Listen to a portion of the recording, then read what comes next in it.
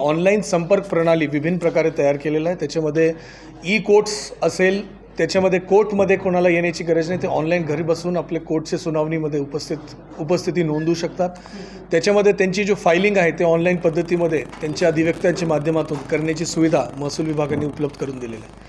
दुसरा विषय आहे की आपल्याला अगर कुठल्या अधिकाऱ्यांशी बोलायचं असेल तर पूर्वनियोजित एक प्लॅन तयार करून देण्यात आलेला आहे। त्याच्यामध्ये आपण ऑनलाईन येऊन आपण अधिकाऱ्यांशी बोलू शकतात।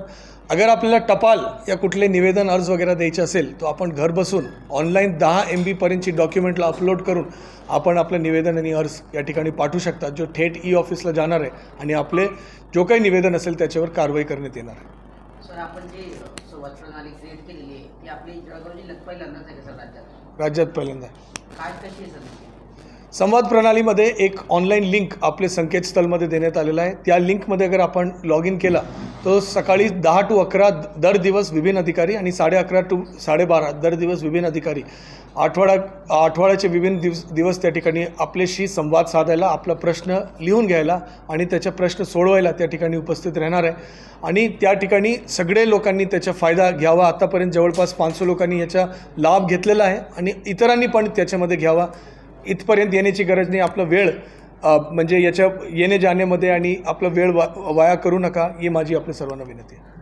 सर, हे जे केलेलं आहे यामुळे शेतकरी व इतर लोकांना किती फायदा होणार, तसंच जे आपले प्रशासकीय कर्मचारी यांना तणावापासून कसं मुक्त होणार आहे? शेतकरी व इतर जो संवर्गाचे लोक आहे माझ्याशी बोलताना थेट शेतकरीने आपल्या शेतातून माझ्याशी संवाद साधलेला आहे, तो ते एक अत्यंत चांगली गोष्ट आहे। काही स्थलांतरित लोक आहेत जो मुंबई, पुणे व इतर ठिकाणी गेलेले आहेत, तिथून त्यांनी थेट संवाद साधलेला आहे, जो अत्यंत चांगली गोष्टी आहे। आणि अधिकारीला पण इतर काम करताना अगर ते ऑफिसला बसल्याने काही व्हिजिटर बाहेर थांबलं असेल, त्यांच्या जो इतर कामाचा फ्लो आहे, फाईलचा फ्लो आहे, त्याच्यामध्ये काही ना काही अडचणी येतात, तर पूर्ण कॉन्सन्ट्रेशनने ते इतर काम करू शकतात। तर या तीनो फ्लो आपला व्यवस्थित होतो आहे। आणि आदरणीय मुख्यमंत्री महोदयांनी जो फेसलेस गव्हर्नन्स संदर्भात जो सांगितलेलं आहे की ना भेटता आपल्याला लोकांच्या सेवा करून द्यायची आहे, डोर स्टेप गव्हर्नन्स, शासन आपल्या दारीच्या जो एक भूमिका आहे, या दोनों गोष्टी या ऑनलाईन माध्यमातून आपण साध्य करतो। सर, शिवरस्ते असतील, पानंद रस्ते असतील, अनेक वर्षापासून जे प्रलंबित होते ते मोकळे करण्यात आले प्रशासनाकडून, त्याबद्दल? शिवरस्ते, पानंद रस्ते मोकळ्या करण्याच्या मोहीम आपण जानेवारीपासून सुरू केला आणि पूर्ण सिस्टमॅटिक रीती आपण या करण्याचा प्रयत्न करतोय। त्याच्यामध्ये सर्वप्रथम ग्रामपंचायतच्या माध्यमातून सगळे शिवरस्ते, पानंद रस्त्याची नोंदणी तपासण्यात आली।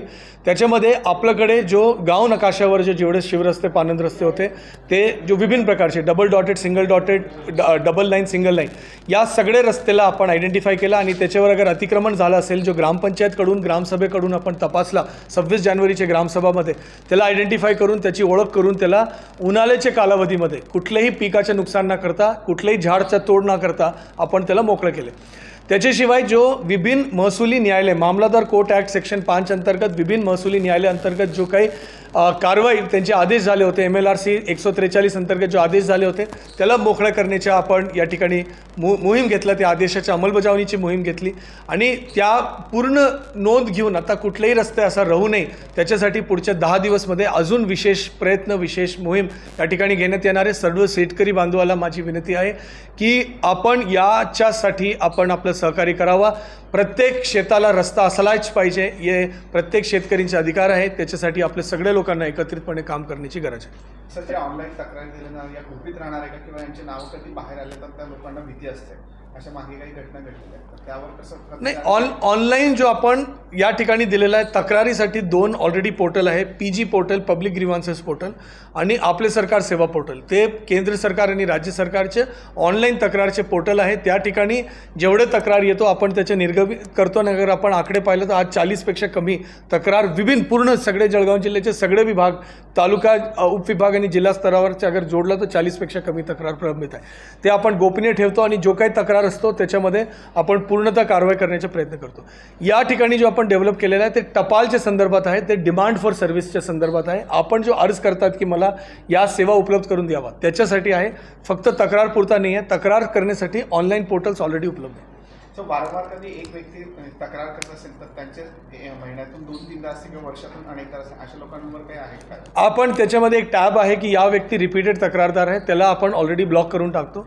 या गोष्टीमध्ये रिपीटेड एकच विषयाच्या वारंवार तक्रार करत राहणं असं ऑलमोस्ट काही लोकांना आपण ऑलरेडी त्या टॅबमध्ये लिंक टाकून आणि त्याच्या आधीच्या तक्रार सेम मुद्द्याचे आहेत त्या ठिकाणी लिंक करून त्या आपण त्याच्याबद्दल ऑलरेडी कारवाई मोठ्या प्रमाणात केलेली आहे आणि विभिन्न ठिकाणी पण याची वरिष्ठ कार्यालय वरिष्ठ कमिशन्स करून पण याची कारवाई झालेली आहे.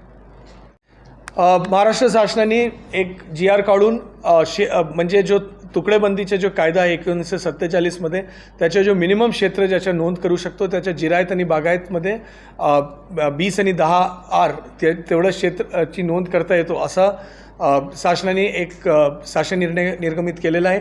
त्या शासन निर्णयानुसार ज्या लोकांच्या नोंदणीतून म्हणजे प्रलंबित असेल त्याला दुरुस्त करून घेणे, 7/12 दुरुस्त करणे, त्याच्या खरेदी विक्री व्यवहार वगैरे जो शासनाचे जो निकष आहे त्याच्या अनुषंगाने करणे, त्याच्यासाठी एक मोहीम स्वरूपामध्ये याच्या काम करण्याची सूचना या ठिकाणी देण्यात आलेली आहे. या गोष्टीबद्दल आपण सगळेजण मेहनतपूर्ण याच्यामध्ये काम करणार. गांधी तीर्थ निसर्गाच्या सानिध्यात महात्मा गांधींच्या जीवनावरील जगातील पहिले मल्टीमीडिया म्युझियम. आजच भेट द्या. गांधी तीर्थ, जैन हिल्स, जळगाव. अधिक माहितीसाठी www.gandhifoundation.net वर व्हिजिट करा.